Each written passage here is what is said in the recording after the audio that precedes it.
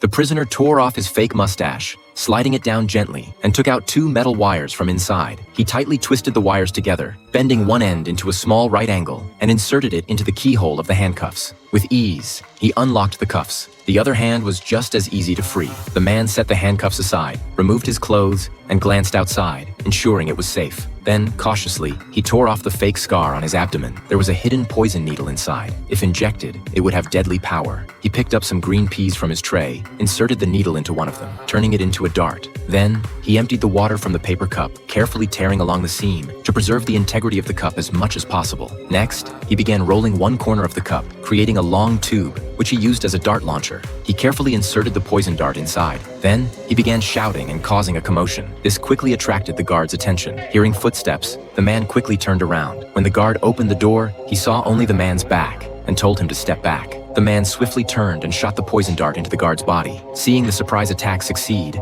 the man quickly grabbed the guard's shirt, disarmed him, and found the key to the cell. With no time to waste, he quickly opened the door and left. But there were still 3 guards outside. The man didn't act recklessly. Instead, he deliberately made some noise. One cautious guard seemed to hear something and slowly approached. Unaware, the man was right above him. The guard looked around, seeing nothing unusual, and holstered his gun, preparing to leave. The man leapt down and took him out. Before long, the man blended into a crowd, disguising himself as an old man, and successfully escaped. But the next phase of the escape was truly a brilliant idea. Mark took an ice brick and placed it at the highest point in a basin. He poured a bottle of nitroglycerin into it. Next, he pulled out 2 wires, attaching one to the basin's handle and the other to the ice brick. The excess wire extended to the top edge of the basin. But that wasn't all. Looking up at the ceiling fan, Mark noticed the sound it made as it spun. Using a rubber spatula, he touched the fan, and the sound it produced was eerily similar to helicopter blades. He fixed the spatula below the fan and placed a recorder above it. He recorded the sound. With everything set up, he quietly handed the recorder to a fellow inmate. During the time when everyone was outside getting some air, the inmate sneaked into the broadcasting room,